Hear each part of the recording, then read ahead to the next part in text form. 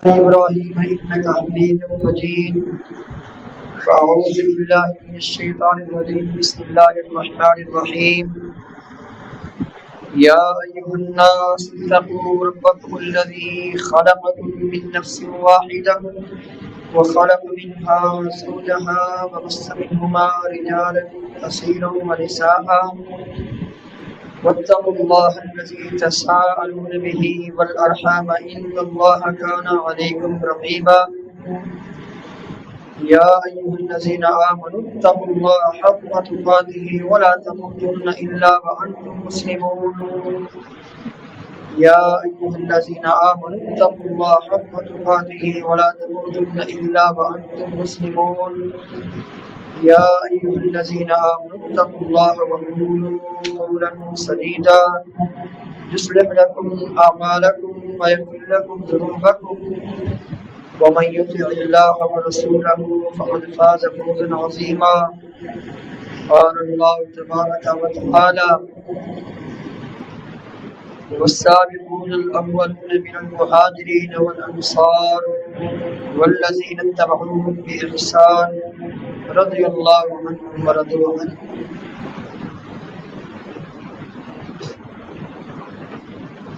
اللہ تعالیٰ نے اپنے مقدس کلام میں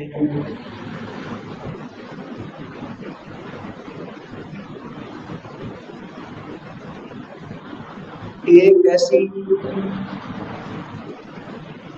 مخلوق کا تذکرہ کیا ہے، اپنے ایسے برگزیدہ بندوں کا بار بار تذکرہ فرمایا ہے جن کو دنیا صحابہ کرام رضوان اللہ علیہم اجمعین کے نام سے جانتی اور پہچانتے ہیں۔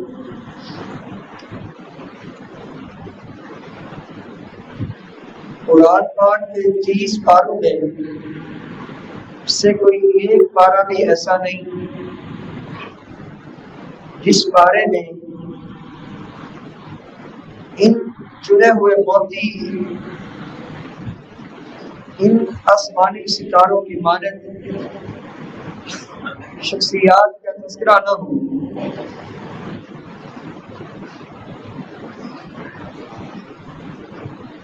ان ہستیوں کے ایمان کو اللہ تعالی نے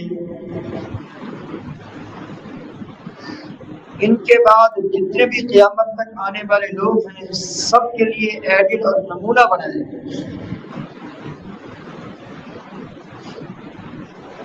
اللہ تعالیٰ نے باقاعدہ حکم دیا ہے: آمنو کما آمن الناس، اے لوگو ایسے ایمان لے کر آؤ جیسے یہ لوگ ایمان لے کر آئے، اور اگر تم ایسے ہی ایمان لے کر آؤ گے جس طرح یہ برگزیدہ ہستیاں ایمان لے کر آئیں تو یقینی بات ہے تم ہدایت پر گامزن ہو جاؤ گے۔ فَإِنْ آمَنُوا بِمِثْلِ مَا آمَنْتُمْ بِهِ فَقَدِ اهْتَدَوْا۔ اللہ تعالیٰ نے امام الانبیاء علیہ السلام کے صحابہ کرام رضوان اللہ علیہ اجمعین کو خطاب کر کے فرمایا کہ اے میرے پیارے پیغمبر صلی اللہ علیہ وسلم کے صحابہ کی جماعت، اس وقت دنیا میں جتنے بھی لوگ ہیں، اس دور میں جس دور میں تم موجود ہو، اس دور میں جتنے بھی لوگ ہیں وہ مکہ کے مشرک ہوں، مدینہ کے یہودی ہوں، وہ ان پڑھ اور بے دین لوگ ہوں، وہ مدینہ کے منافق ہوں، کوئی ہو،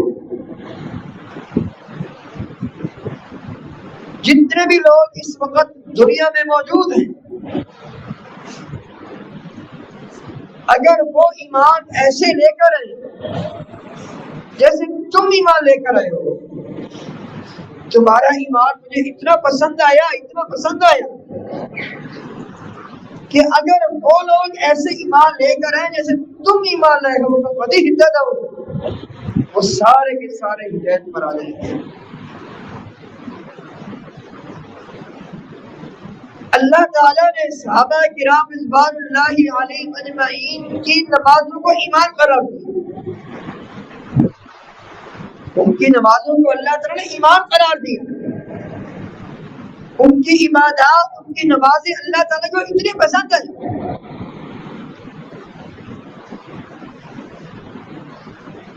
امام الانبیاء علیہ السلام کو مدینہ میں جب آپ تشریف لائے مکہ سے ہجرت کر کے، آپ کو کہا گیا کہ آپ یہاں پر بیت المقدس کی طرف رخ کر کے نمازیں پڑھیے۔ 16-17 ماہ تک، تقریباً 1.5 سال تک امام الانبیاء علیہ السلام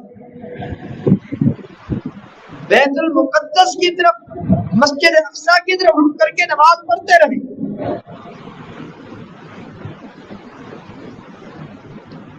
17-18 مہینے کے بعد حکم آ گیا، فَوَلِّ وَجْهَكَ شَطْرَ الْمَسْجِدِ الْحَرَامِ،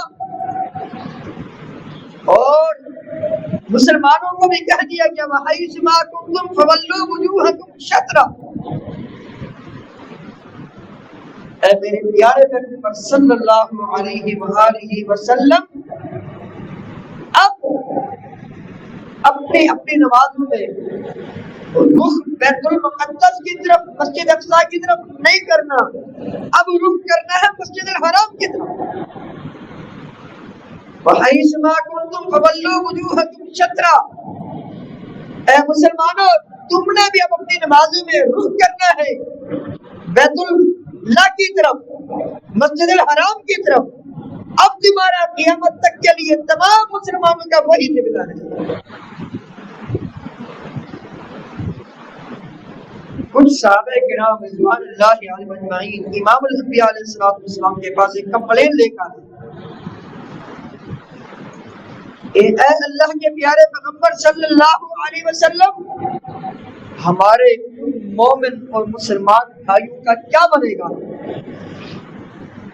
جو بیت المقدس کی طرف رخ کر کے نمازیں پڑھتے رہے اور وہ یا تو مختلف جنگوں میں شہید ہو گئے یا فوت ہو گئے، جب یہ قبلہ تبدیل ہو چکا ہے، ان کی ان نمازوں کا کیا بنے گا جو انہوں نے بیت المقدس کی طرف رخ کر کے نمازیں پڑھی تھی اور وہ دنیا سے چلے گئے۔ قربان جاؤں، اسے کہتے ہیں ایک مسلمان کا اپنے دل میں درد، ایک مسلمان کی اپنے دل میں تڑپ، یار اس کا کیا بنے گا، میری تو خیر ہے، اس کا کیا بنے گا۔ یہ جذبہ ایمانی انہی ہستی میں ہی ہو سکتا ہے جن کو قدم قدم میں جنت کی بشارت ملی، قدم قدم میں اللہ کی رضامندی کی بشارت ملی۔ دلوں کے کس قدر صاف اور پاک تھے، ان کی عبادات کی کتنی فکر ہے۔ امام الانبیاء علیہ السلام کے بعد تشریف لائے، عرض کرتے ہیں اے اللہ کے پیارے پیغمبر صلی اللہ علیہ وآلہ وسلم، ہمارے ان مسلمان مومن بھائیوں کا کیا بنے گا جو بیت المقدس کی طرف رخ کر کے نمازیں پڑھا کرتے تھے اور وہ فوت ہو گئے۔ قبلہ تو آج تبدیل ہوا ہے، ابھی تبدیل ہوا ہے، وہ جب دنیا میں تھے اس وقت قبلہ بیت المقدس تھا۔ اللہ تعالیٰ نے قرآن کی آیت نازل فرما دی، ایک جملہ اللہ تعالیٰ نے نازل فرمایا انہی صحابہ کے متعلق جو بیت المقدس کی طرف رخ کر کے نمازیں پڑھتے پڑھتے دنیا سے چلے گئے۔ اللہ تعالیٰ نے یہاں یہ نہیں فرمایا وَمَا كَانَ اللَّهُ لِيُضِيعَ صَلَوَاتِكُمْ، کہ اللہ تعالیٰ نے تمہاری نمازوں کو ضائع نہیں کیا، وہ نمازیں جو تم نے بیت المقدس کی طرف رخ کر کے پڑھی تھی، یا یہ نہیں کہا بلکہ اللہ تعالیٰ نے فرمایا وَمَا كَانَ اللَّهُ لِيُضِيعَ إِيمَانَكُمْ إِنَّ اللَّهَ بِالنَّاسِ لَرَءُوفٌ رَحِيمٌ، اللہ تعالیٰ نے تمہاری ان ایمان پر مبنی نمازوں کو ضائع نہیں کیا جو تم بیت المقدس کی طرف رخ کر کے پڑھتے تھے۔ اللہ تعالیٰ نے ان کی نمازوں کو ایمان قرار دیا۔ قربان یہ ہے ان کی عبادات کی اہمیت. عبادت ہم بھی کرتے ہیں، وہ بھی کیا کرتے تھے، کیسی ان کی عبادت ہوا کرتی تھی، کیا ان کی عبادت میں اخلاص ہوا کرتا تھا، خلوص ہوا کرتا تھا، کیا ان کی عبادت میں اللہ اکبر اللہ تعالیٰ کی رضا اور خوشنودی ہوا کرتی تھی، اور ان کی عبادت میں خشوع خضوع ہوا کرتا تھا. دو صحابی ہیں، نبی کریم صلی اللہ علیہ وسلم ان کو کسی مارکیٹ کی طرف بھیجا. اب وہ ایک جگہ پر موجود ہیں، ان میں سے ایک صحابی نے نماز پڑھنا شروع کر دی، دوسرا آرام سے سو رہا ہے. امام ابو داؤد رحمہ اللہ امام کی روایت فرماتے ہیں، دیکھیں ان کی نماز میں کتنا خشوع خضوع ہوا کرتا تھا. اللہ اکبر. نماز پڑھ رہے ہیں، دشمن کا تیر آیا، یہ صحابی زخمی ہو گئے، لیکن نماز نہیں چھوڑی. نماز انہی کی حالت میں خون جاری و ساری ہے، بھلے جان جاتی ہے تو جائے، نماز نہیں توڑی اور نماز کو مختصر بھی نہیں کیا. جب اپنی نماز مکمل کر لی، بعد میں اپنے ساتھی کو جگایا کہ یار دشمن کا تیر مجھے آن لگا ہے، میں زخمی ہو گیا ہوں. اس نے کہا اللہ کے بندے مجھے بتاتے، نماز چھوڑ دیتے، مختصر کر دیتے. کہا نہیں، میں قرآن کی تلاوت کر رہا تھا، اپنی اس نماز کی حالت میں قیام کے دوران میرا جی چاہ ہی نہیں رہا تھا کہ میں تلاوت کو روک لوں، مختصر کر لوں. میرا جی یہ چاہ رہا تھا جو سورت پڑھ رہا ہوں، جو پارے پڑھ رہا ہوں، وہ مکمل کروں، بعد میں میری جان کی دیکھی جائے گی. ایسا خشوع، ایسا خضوع، ایسا ڈر ان لوگوں کے دلوں میں تھا نمازوں کے دوران. صحابہ کرام رضوان اللہ علیہم اجمعین سے محبت یہ ایمان کا حصہ ہے، ایمان کا جز ہے. جیسا کہ میں نے عرض کیا، ان سے محبت کرنا، ان جیسا ایمان لانا، یہ چیز بندے کو ہدایت یافتہ بنا دیتی ہے. یہ سوچ کر ان سے محبت کیجیے کہ میری نیکیاں تو اتنی نہیں کہ میں ان برگزیدہ ہستیوں کے مقام و مرتبے تک پہنچ سکوں، لیکن یہ اللہ تعالیٰ کی ذات سے ضرور امید ہے، ان سے محبت کی وجہ سے کل قیامت کے دن اللہ تعالیٰ ان ہستیوں کا ساتھ نصیب فرما دے. یہ تو کہہ سکتے ہیں، یہ تو دعا کر سکتے ہیں. صحیح بخاری کی حدیث، ایک شخص آتا ہے امام الانبیاء علیہ السلام کے پاس، آ کر عرض کرتا ہے اے اللہ کے پیارے پیغمبر صلی اللہ علیہ وآلہ وسلم، متی الساعۃ، قیامت کب قائم ہوگی؟ اس نے قیامت کے حوالے سے پوچھا، قیامت کب قائم ہوگی؟ امام الانبیاء علیہ السلام نے اس سے پوچھا ما اعددت لها، قیامت کے حوالے سے تم نے تیاری کیا کی ہے؟ قیامت کے حوالے سے تم پوچھ رہے ہو، کچھ تیاری بھی کی ہے یا نہیں؟ اس نے عرض کی اے اللہ کے پیارے پیغمبر صلی اللہ علیہ وآلہ وسلم، کوئی خاص تیاری تو نہیں ہے، ہاں میرے دل میں اللہ تعالیٰ کی محبت ہے اور اللہ کے رسول صلی اللہ علیہ وسلم کی محبت ہے. امام الانبیاء علیہ السلام نے فرمایا خوش ہو جاؤ، انت ما من احببت، کل قیامت کے دن اللہ تعالیٰ تمہیں انہی کا ساتھ نصیب فرمائے گا جن سے دنیا میں تمہاری محبت ہے. اگر تم مجھ سے محبت کرتے ہو، اللہ تعالیٰ تمہیں میرا ساتھ نصیب فرمائے گا.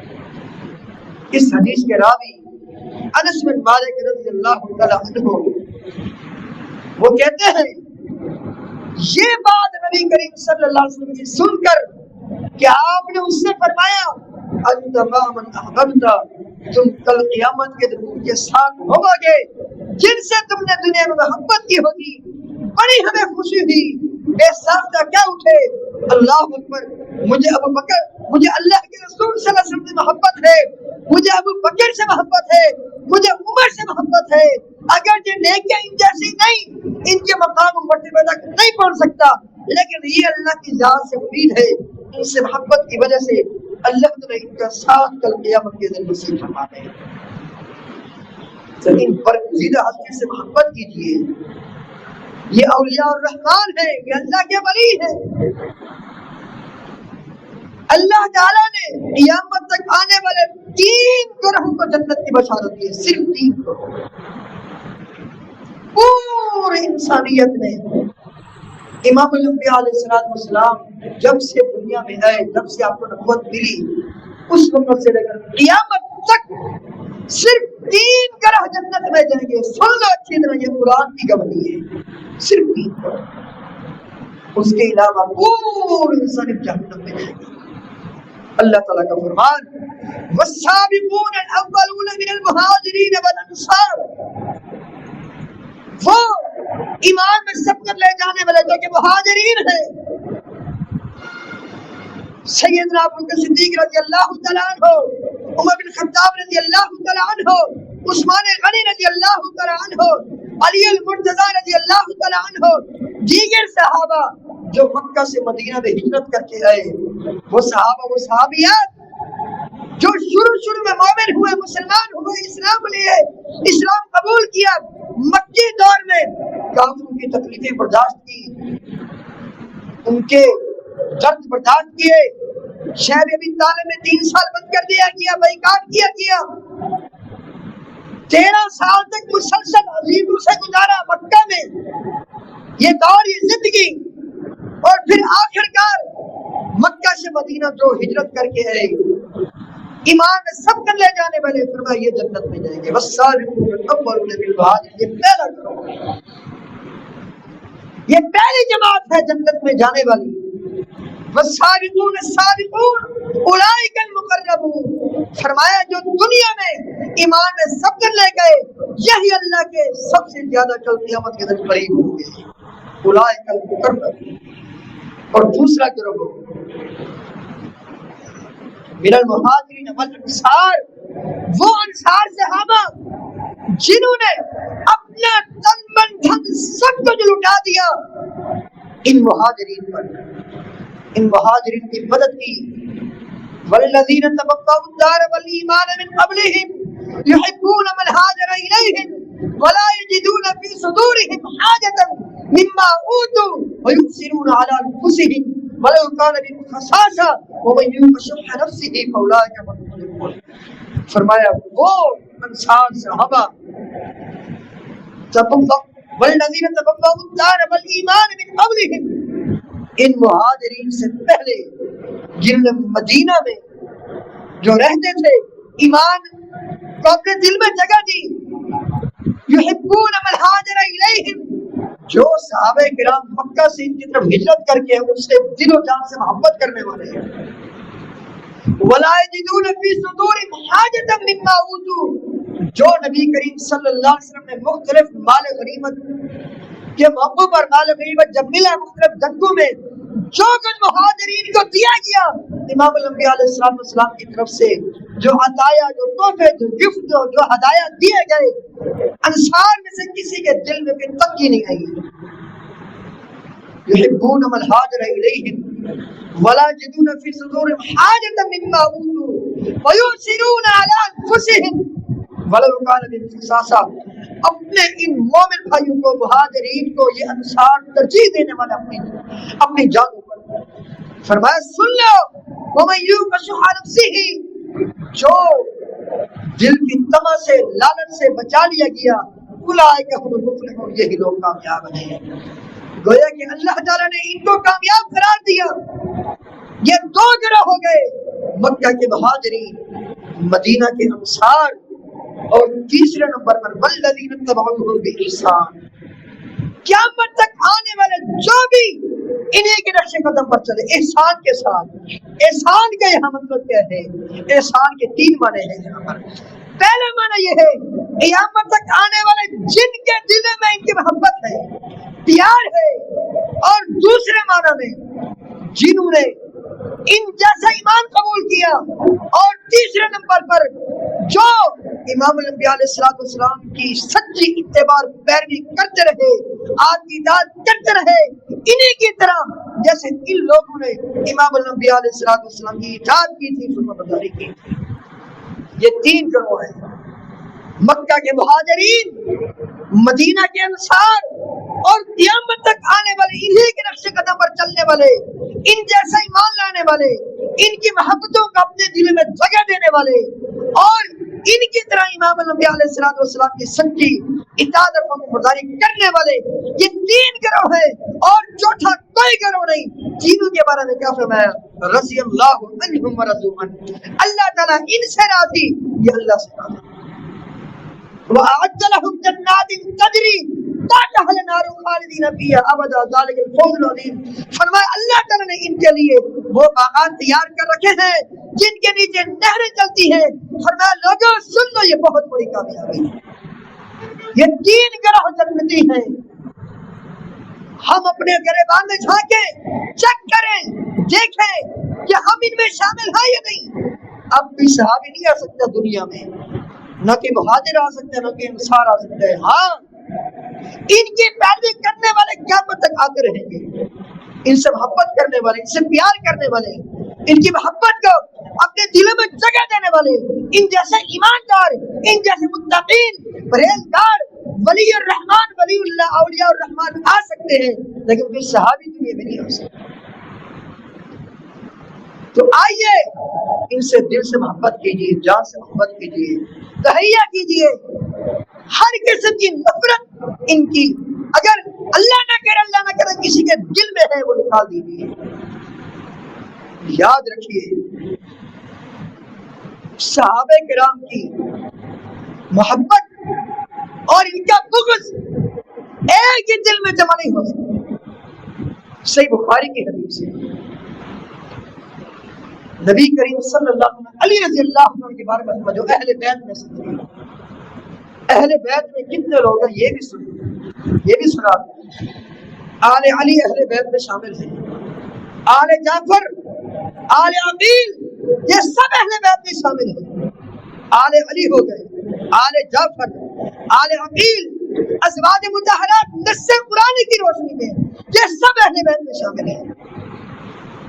یاد رکھیے صرف آل علی اہل بیت میں شامل نہیں، ہاں یہ ہیں اہل بیت میں، مانتے ہیں، صرف یہ نہیں بلکہ تمام ازواج مطہرات اہل بیت میں شامل ہیں۔ قرآن پاک میں ہے، اللہ تعالیٰ نے فرمایا انما یرید اللہ یذہب عنکم الرجس اہل البیت ویطہرکم تطہیرا۔ اے میرے پیارے پیغمبر صلی اللہ علیہ وسلم کی ازواج مطہرات، اللہ تعالیٰ نے ارادہ کیا ہے تم سے ہر قسم کی نجاست اور گندگی کو ہمیشہ کے لیے ختم کر دے اور تمہیں ہمیشہ کے لیے پاکیزگی عطا فرمائے۔ وَاذْكُرْنَ مَا يُتْلَىٰ فِي بُيُوتِكُنَّ مِنْ آيَاتِ اللَّهِ وَالْحِكْمَةِ، تمہیں میرا حکم ہے رات دن قرآنی آیات پڑھتی رہو، اللہ تعالیٰ کی وحی کی تلاوت کرتی رہو، احادیث مبارکہ پڑھتی رہو، اللہ کا ذکر کرتی رہو۔ اس آیت مبارکہ سے پہلے بھی کہ انما یرید اللہ لیذہب عنکم الرجس اہل البیت، اس آیت مبارکہ سے پہلے بھی ازواج مطہرات کا تذکرہ ہے، بعد میں بھی ازواج مطہرات کا تذکرہ ہے۔ پتہ چلا یہ آیت کا ٹکڑا بھی ازواج مطہرات ہی کے حوالے سے ہے، اور یہ نص قرآنی ہے کہ بیوی جو ہوتی ہے وہ اہل بیت میں شامل ہوتی ہے۔ اور یہ کیسے ممکن ہے؟ یہ اس بات کو عقل نہیں مانتی کہ اولاد اہل بیت میں آ جائے، ماں اہل بیت میں نہ ہو۔ فاطمہ رضی اللہ تعالی عنہ اہل بیت میں شامل ہے، ان کی امی خدیجہ الکبریٰ کیسے اہل بیت میں شامل نہیں ہے؟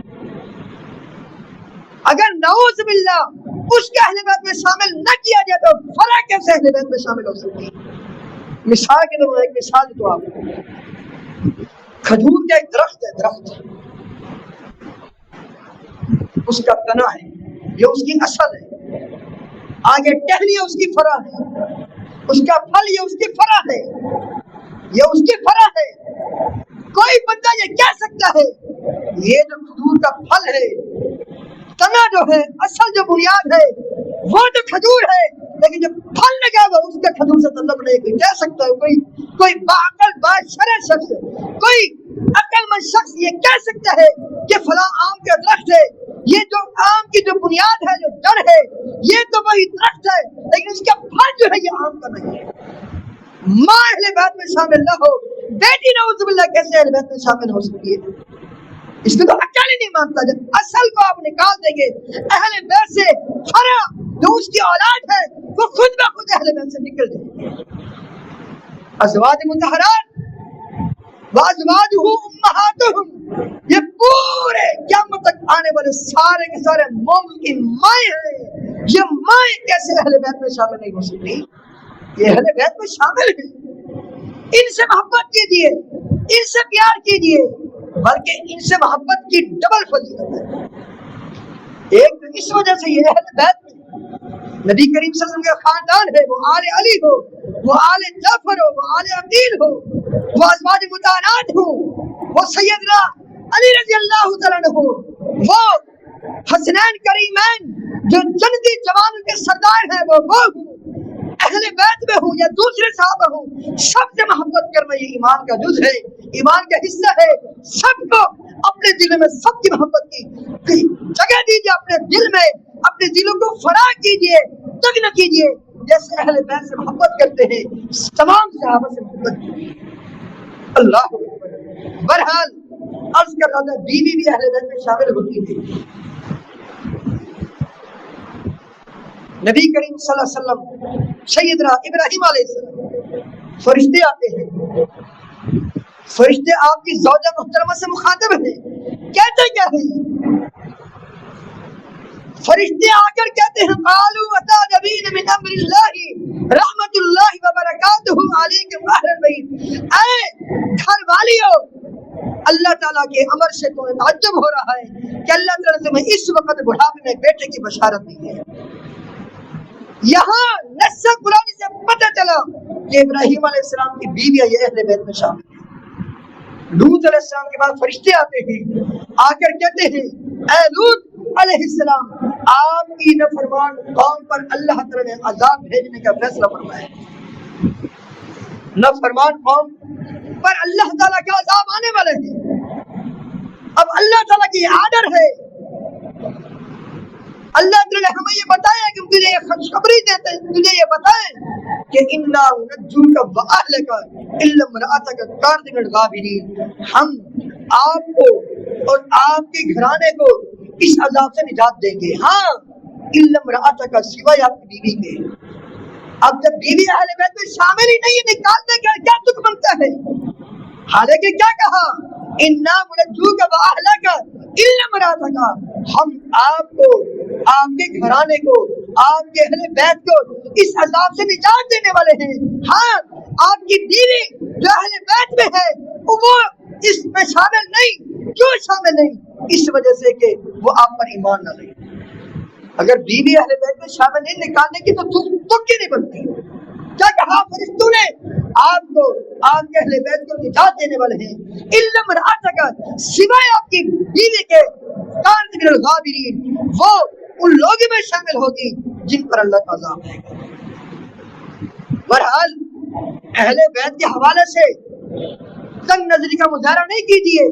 جن جن کو شریعت نے اہل بیت میں شامل کیا ہے ان سب کے اہل بیت میں مانیے، جیسا کہ میں نے عرض کیا آل جعفر، آل عقیل، اور اسی طرح آل علی، اور اسی طرح نبی کریم صلی اللہ علیہ وسلم کے ازواج مطہرات، اور اسی طرح بنو ہاشم کے وہ سارے لوگ جو ایمان لے کر آئے، اور بنو المطلب کے وہ سارے لوگ جو ایمان لے کر آئے، یہ سب اہل بیت میں شامل ہیں۔ ان سب سے محبت کیجیے اور ان سب سے پیار کیجیے، اور یہ عقیدہ رکھیے جس دل میں اہل بیت کی نفرت ہو وہ دل، اس دل میں کفر تو ہو سکتا ہے، ایمان نہیں ہو سکتا۔ جس دل میں کسی صحابی کی نفرت ہو اس دل میں نفاق تو ہو سکتا ہے، ایمان نہیں ہو سکتا۔ عرض کر رہا تھا نبی کریم صلی اللہ علیہ وسلم نے علی رضی اللہ تعالیٰ عنہ سے فرمایا، صحیح بخاری کی حدیث، یہ علی رضی اللہ عنہ کی ڈبل فضیلت ہے، ایک تو صحابی ہے، دوسرا اہل بیت میں شامل ہے، ہمارا ایمان ہے۔ علی رضی اللہ تعالیٰ عنہ سے فرمایا، علی رضی اللہ تعالیٰ عنہ لا یحبک الا مؤمن ولا یبغضک الا منافق. آپ سے محبت صرف مومن ہی کر سکتا ہے. جس کے دل میں ایمان ہوگا وہ آپ سے محبت کرے گا, اور جس کے دل میں نفاق ہوگا, منافقت ہوگی, وہ آپ سے بغض رکھے گا, اس کے دل میں آپ کی محبت نہیں ہوگی. یہاں رد ہو گیا خوارج کا, جو خارجی لوگ ہیں, جو اہل بیت سے نفرت کرتے ہیں. لیکن افسوس کی بات یہ ہے ان دنوں میں, خاص کر محرم کے ابتدائی 10 دنوں میں, جب اہل بیت پر بڑی ان کو پریشانی کا سامنا کرنا پڑا, بڑی تکلیفیں آئی ان پر, اللہ تعالیٰ ان کی تکلیفوں کو درجات کی بلندی کا باعث بنائے. اللہ تعالیٰ نے ان کو شہادت کے درجے تک پہنچانا تھا, تبھی ان پر یہ تکلیفیں آئیں. حسن رضی اللہ تعالیٰ عنہ کو زہر دیا گیا, شہید ہو گئے. علی رضی اللہ تعالیٰ عنہ کو شہید کر دیا گیا. حسین رضی اللہ تعالیٰ عنہ کو شہید کر دیا گیا. اس طرح دیگر اہل بیت کے افراد شہید کر دیے گئے. یہ تکلیفیں یقیناً ان کو اس لیے دی گئی ہوگی تاکہ اللہ تعالیٰ ان کو شہادت کے درجے تک پہنچائے.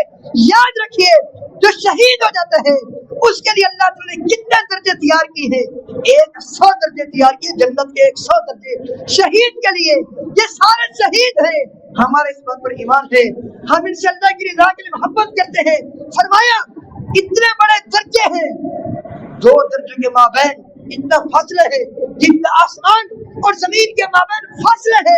اتنے سارے کے سارے 100 کے 100 درجے یہ مجاہد فی سبیل اللہ کے لیے ہیں, یہ شہداء کے لیے ہیں, جن کو اللہ تعالیٰ نے شہادت کے رتبے تک پہنچایا. اللہ اکبر.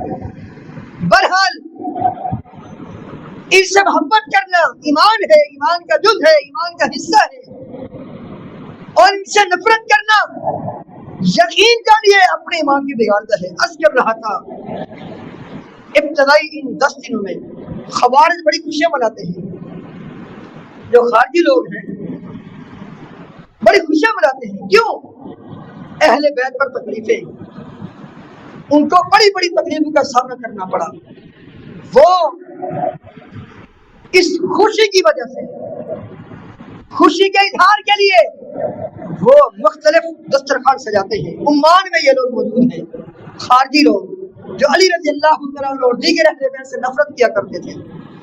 وہ ان دنوں خوشیاں مناتے ہیں, مختلف پکوان تیار کرتے ہیں.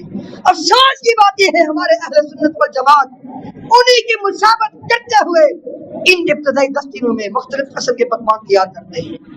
ذرا سوچے تو صحیح, یہ پکوان تیار کر کے ہم کن بدبختوں کی مشابہت کر رہے ہیں, جن کو نبی کریم صلی اللہ علیہ وسلم جنت کے جہنم کے کتے قرار دیا.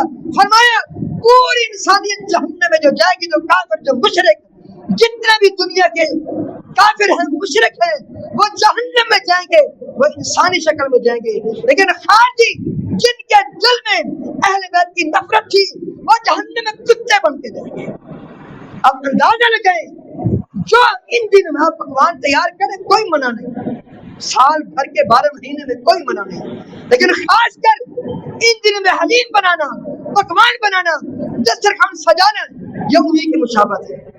جو اہل بیت سے نفرت کا اظہار اس طرح کرتے ہیں کہ ان ابتدائی 10 دنوں میں وہ خوشی کا اظہار کرتے ہوئے مختلف پکوان تیار کرتے ہیں. اعتدال پسند رہیے, نہ آپ اتنا آگے بڑھ جائیے کہ آپ کسی ایسی قوم کی مشابہت کرنے پر تل جائیں جو قوم, جس قوم کے دل میں اہل بیت کی نفرت ہو, اور نہ ہی آپ اتنا غلو کریں ان کی محبت میں, اتنا غلو کریں کہ ان کو اللہ تعالیٰ کے ساتھ ملا دیں. اعتدال کا راستہ اختیار کیجیے. اور جہاں تک بات ہے غم منانے کی, یاد رکھیے نبی کریم صلی اللہ علیہ وسلم نے سختی سے منع کی. آپ نے برات بھی اظہار کیا, جو بین کرے, جو واویلا کرے, جو ہلاکت کی بددعا کرے اور جہلیت کی پکار پکارے, اس طرح کے لوگوں سے امام الانبیاء علیہ السلام نے برات کا اظہار کیا. صحیح مسلم کی حدیث, نبی کریم صلی اللہ علیہ وسلم نے فرمایا لیس منا, اس کے میری امت سے کوئی تعلق نہیں. لطم الحدود, جو اپنے رخسار پیٹے, اسی طرح جو اپنا گریبان چاک کرے، اسی طرح جو جاہلیت کی پکارے اس کا مجھ سے کوئی تعلق نہیں۔ فرمایا نوح کرنے والی خاتون اگر توبہ نہیں کرے گی، بغیر توبہ کی دنیا سے چلی جائے گی، قیامت کا دن ہوگا اس کو خارش والی قمیض پہنا دی جائے گی، گنجا کی شلوار پہنا دی جائے گی۔ جس دن جو دن 50,000 سال کے برابر ہوگا، اس دن یہ لباس اس عورت کو پہنایا جائے گا جو بین کرتے کرتے، جو نوح کرتے کرتے دنیا سے چلی جائے اور توبہ نہ کرے۔ فرمایا 4 کام جو امور جاہلیت میں سے ہے، میری امت کے لوگ چھوڑیں گے نہیں، ان میں سے ایک کام یہ نوح کرنا ہے۔ نوح کرنا اسلام میں حرام ہے اور ناجائز ہے۔ اللہ اکبر! کتنے اہل بیت نبی کریم صلی اللہ علیہ وسلم کی موجودگی میں دنیا سے گئے؟ آپ کے بیٹے دنیا سے گئے، 3 بیٹے دنیا سے چلے گئے، 3 بیٹیاں دنیا سے چلے گئی۔ نبی کریم صلی اللہ علیہ وسلم نے کبھی واویلا کیا ہو؟ آپ کے بیٹا ابراہیم جو مدینہ میں پڑھی آپ کو اس سے محبت تھی، 18 ماہ کے مہینے میں دنیا سے چلا گیا۔ آپ علیہ السلام کے ہاتھ میں ہے، امام الانبیاء علیہ السلام نے اپنے دست مبارک کو اسے اٹھایا ہوا ہے اور فرما رہے ہیں یا ابراہیم انا بفراقک لمحزونون، تیری جدائی کا ہمیں بڑا غم ہے، لیکن اس موقع پر ہم صرف اور صرف وہی کلمات ادا کریں گے جو کلمات ہمارے رب کو پسند آئیں گے۔ آپ کا اپنا بیٹا ہے، اصلی نسلی اہل بیت میں سے ہے۔ آپ کی بیٹی رقیہ، ام کلثوم، زینب، آپ نے ان 3 بیٹیوں کا اپنے ہاتھ سے جنازہ اٹھایا۔ آپ علیہ السلام نے کبھی بیعت کیا ہو؟ 70 صحابہ احد میں شہید ہوئے، 70 صحابہ وہ منافق آئے لے کر گیا، 70 کو شہید کر دیا گیا۔ کبھی بیان کیا ہو، ماتم کیا ہو، کبھی نوحہ کیا ہو، ثابت کیجیے۔ سید الشہداء امیر حمزہ رضی اللہ عنہ کا مسئلہ کیا گیا، کئی جنگوں میں کئی صحابہ شہید ہوئے، کئی اہل بیت کے افراد دنیا سے گئے، فوت ہوئے، شہید ہوئے، کسی کا ماتم کسی نے کیا ہو، ثابت کیجیے۔ یاد رکھیے اہل بیت کی محبت ہم سب کے دلوں میں ہے۔ کہتے ہیں جس دل میں اہل بیت کی نفرت ہے وہ دل کسی مسلمان کے نہیں کسی کافر کا ہو سکتا ہے، لیکن اللہ کے بندو اہل محبت کی آڑ میں یہ اس طرح یہ چیزیں اختیار کرنا یہ کہاں ثابت ہے؟ اگر آج کوئی غیر مسلمان ہونا چاہے ان کو کیا یہ اسلام دکھائیں گے یہ ہمارا دین ہے، یہ ہمارا اسلام ہے؟ اللہ کے بندو یاد رکھو، جو دین یہ چاہتا ہے، جو شریعت یہ چاہتی ہے، جو اسلام یہ چاہتا ہے کہ کسی کو کوئی پچھے میں نہ دسے، وہ اسلام کیسے اجازت دے سکتا ہے؟ اپنے خون بہو، اپنے گریبان پھاڑو، چہرہ پیٹو، ماتم کرو، کیسے وہ اسلام اجازت دے سکتا ہے؟ صحیح بخاری کی حدیث ہے، امام الانبیاء علیہ السلام نے فرمایا جب تم میں سے کوئی اپنے بستر پر آئے، سونے کے لیے، آرام کرنے کے لیے بستر پر آئے، اسے چاہیے کہ 3 بار بستر کو اندر سے پکڑ کے جھاڑ لے، 3 بار بستر کو پکڑ کے جھاڑ لے۔ کیوں؟ اس لیے کہیں ایسے نہ ہو کوئی بچھو، کوئی چوٹی، کوئی زہریلا کیڑا اس بندے کو ڈس لے۔ اس وجہ سے شریعت نے کہا پہلے 3 بار بستر کو جھاڑو پھر سوو۔ اللہ کے بندے، جو شریعت بچھو سے بچنے کے گر بتائے وہ شریعت کیسے اجازت دے سکتی ہے کہ اپنے چہرے کو پیٹو، اپنے گریبان پھاڑو، اب ماتم کرو اور پھر سینہ گوبی کرو؟ کہاں اجازت دے سکتے ہیں؟ ذرا غور کیجیے۔ پھر اللہ کے بندو، پھر اہل بیت کی محبت کے آڑ میں پر گزیدہ ہستیوں پر تبرہ کرنا، گالاں گلوچ دینا۔ ایک بڑی بہترین پوسٹ کسی ساتھی نے شیئر کی واٹس ایپ پہ، جو ایران کے اس وقت بڑے ہیں، خامنائی، ان کی باقاعدہ یہ پوسٹ چل رہی ہے سوشل میڈیا پر کہ میں کسی کو اجازت نہیں دیتا کہ ان پر گزیدہ ہستیوں پر تبرہ کرے۔ آپ نے پوسٹ دیکھی ہوگی، میں نے اپنی گناہگار آنکھوں سے دیکھی، ان کے بڑے ہیں، وہ کہہ رہے خبردار کوئی کسی پر گزیدہ ہستی کو، اس کا تعلق اہل سنت والجماعت کی پر گزیدہ ہستی سے ہو یا کسی اور کی پر گزیدہ ہستی ہو، میں کسی کو اجازت نہیں دیتا کہ وہ صحابہ کرام میں سے کسی پر زبان کسے، وہ ابو بکر صدیق ہوں، وہ عمر بن خطاب ہوں، وہ عثمان رضی اللہ تعالیٰ عنہ ہوں، وہ حسنین کا ایمان ہو، علی رضی اللہ تعالیٰ عنہ وہ صدیقہ کائنات عائشہ رضی اللہ تعالیٰ عنہ کسی کو اجازت نہیں دیتا کہ وہ اپنی زبان درازی کرے اور پرامن ماحول کو بگاڑنے کی وہ ناکام کوشش کرے۔ ہمارے دل میں سب کا احترام ہے، سب کی محبت ہے، لیکن یاد رکھیے صحابہ کرام کی نفرت آپ مت کیجیے، کیونکہ صحابہ کرام یہ وہ ہستیاں ہیں، قرآن کا کوئی ایک حرف بھی ایسا نہیں، قرآن کا کوئی ایک حرف بھی ایسا نہیں جو ان کے واسطے کے علاوہ کسی اور واسطے سے ہم تک پہنچا ہو۔ یہ پوری کی پوری شریعت کے یہ راوی ہیں، یہ ناقلین ہیں پورے قرآن کے، پوری شریعت کے۔ آج اللہ کے فضل و کرم سے 1400 سال بیت گئے، 1450 سال ہونے کو ہے، 14 صدیاں گزر گئی، قرآن ہر بار محفوظ ہے، قیامت تک انشاءاللہ محفوظ رہے گا، احادیث بھی محفوظ ہے، قرآن بھی محفوظ ہے۔ اس کے اصل راوی کون تھے، اصل ناقلین کون تھے، جنہوں نے منتقل کیا، اپنے شاگردوں تک پہنچایا، انہوں نے آگے پھر آگے اللہ کے فضل و کرم سے ہم تک قرآن پہنچا۔ قیامت تک انشاءاللہ قرآن محفوظ رہے گا، احادیث محفوظ رہے گی، یہ چیزیں، یہ دین، یہ ایمان، یہ انہی کے مرہون منت ہم سے پہنچا۔ اس لیے ان سے محبت کیجئے، ان سے نفرت مت کیجئے۔ یاد رکھیے یہ قرآن کے اولین راوی ہیں، یہ قرآن کو روایت کرنے والے ہیں، یہ قرآن کے حافظین ہیں، یہ قرآن کے قاری ہیں، یہ قرآن کے عالم ہیں، وہ اہل بیت ہو، وہ عام صحابہ کرام ہو، سب سے دلی محبت کیجئے۔ اللہ تعالیٰ سے دعا بھی کرتے ہیں، اے اللہ ہمیں انہی کے نقش قدم پر چلا، اے اللہ اپنے ساتھ فضل و کرم سے ہمیں ہمارے دلوں کو ان کی محبت سے بھر دے۔ یاد رکھیے یہ بہت ہستیاں ہیں جن کے ایمان کو، جیسے کہ میں نے عرض کیا، اللہ تعالیٰ نے ایمان اور آئیڈیل اور نمونہ قرار دیا، اور یہ اللہ کی جماعت ہے۔ فرمایا اولئک حزب اللہ، خبردار لوگوں سن لو یہ اللہ کی جماعت ہے، الا ان حزب اللہ هم المفلحون، اللہ کی جماعت کامیاب ہونے والی ہے۔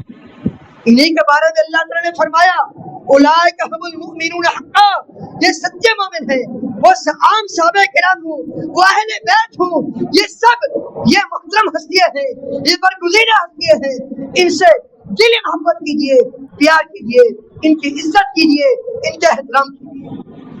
انہی کے بارے میں اللہ تعالیٰ نے فرمایا اولئک هم المتقون، یہ متقین لوگ ہیں، اولئک هم الراشدون والزمهم کلمۃ التقوی وکانوا حق بها واهلها۔ فرمایا اللہ تعالیٰ نے کلمہ تقوی ان کے ساتھ لازم کر دیا، ان کے دلوں کا تقوی اللہ تعالیٰ نے چیک کر لیا، اللہ تعالیٰ نے یہ امتحان لیا، ان کا رزلٹ کیا ہے، رزلٹ بھی خود اللہ نے بتایا، اللہ نے جو امتحان لے کر رزلٹ بتایا وہ بھی بتا دیا، اولئک هم المؤمنون حقا۔ امتحان کس نے لیا؟ اللہ نے لیا۔ اللہ رزلٹ کیا ہے؟ فرمایا اولئک هم المؤمنون حقا، میں اللہ کے نزدیک یہ سچے مومن ہے، یہ پکے مومن ہے، کلنا وعد اللہ الحسنی، سب کے ساتھ میرا جنت کا وعدہ ہے، سب کے ساتھ۔ نبی کریم صلی اللہ علیہ وسلم کی حدیث لا تمس النار من رآنی او رآ من رآنی، جس نے ایمان کی حالت میں مجھے دیکھ لیا، ایمان کی حالت میں اس کی وفات ہوئی، جہنم کی آگ اسے چھو تک نہیں سکتے۔ یاد رکھیے منافقوں نے صحابہ کرام رضوان اللہ علیہم اجمعین پر زبانیں دراز کی، اللہ تعالیٰ خاموش نہ رہا۔ جب زبانیں دراز کی، جو جملہ، جو گستاخانہ جملہ صحابہ کرام کے متعلق مدینہ کے منافقوں نے کہا، وہی جملہ اللہ تعالیٰ نے منافقوں کے بارے میں کہا۔ منافقوں کو کہا گیا آمنو، ایمان لے آؤ، کما آمن الناس، جیسے میرے نبی کے صحابہ ایمان لے۔ انہوں نے کیا کہا؟ انؤمن کما آمن السفہاء، نعوذ باللہ، ایمان ایسے لیں جیسے یہ بے وقوف، یہ کم عقل، جن میں عقل نہیں، شعور نہیں، جس طرح یہ ایمان لاتے ہم ایسے ایمان لیں، یہ منافقوں نے کہا۔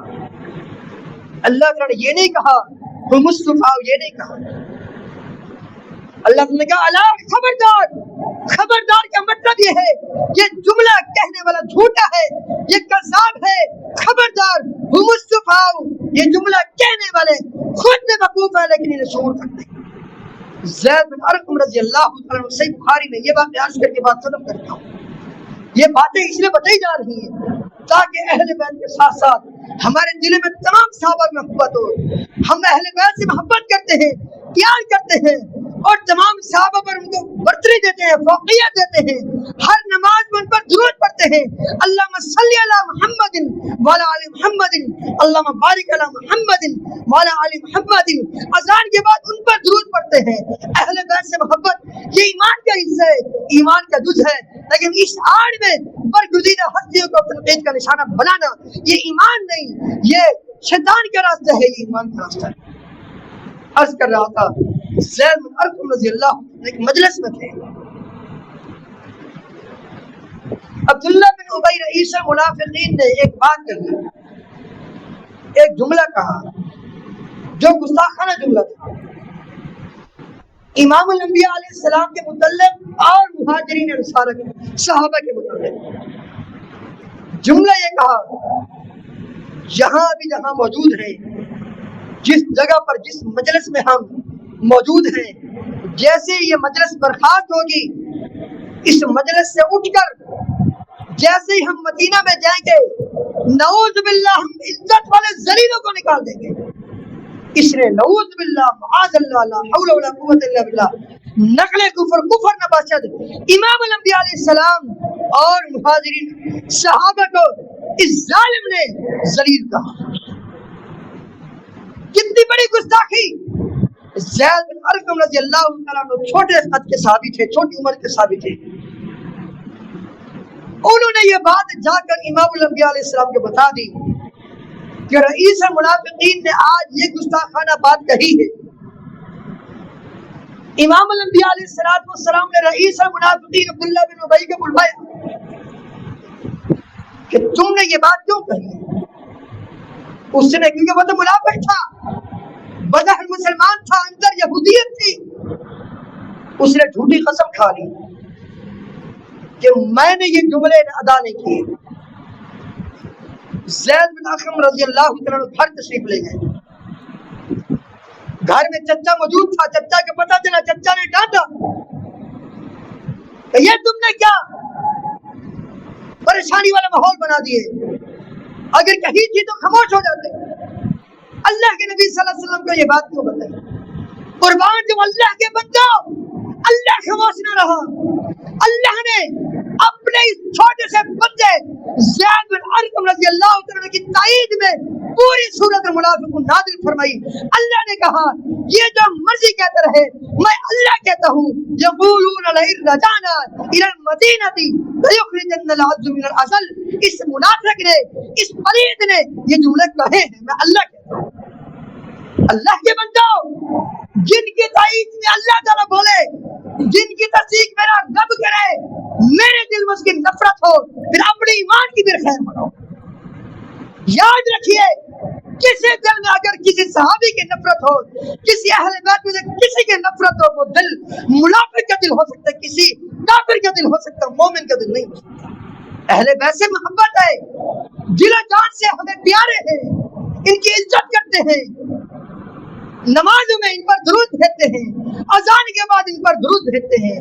اور محبت کا بہت بڑا ثبوت اہل بیت کا قرآن ہمارے پاس ہے، اہل بیت کی اذانیں میرے پاس ہے، اللہ کے بندو اہل بیت کا کلمہ میرے پاس ہے.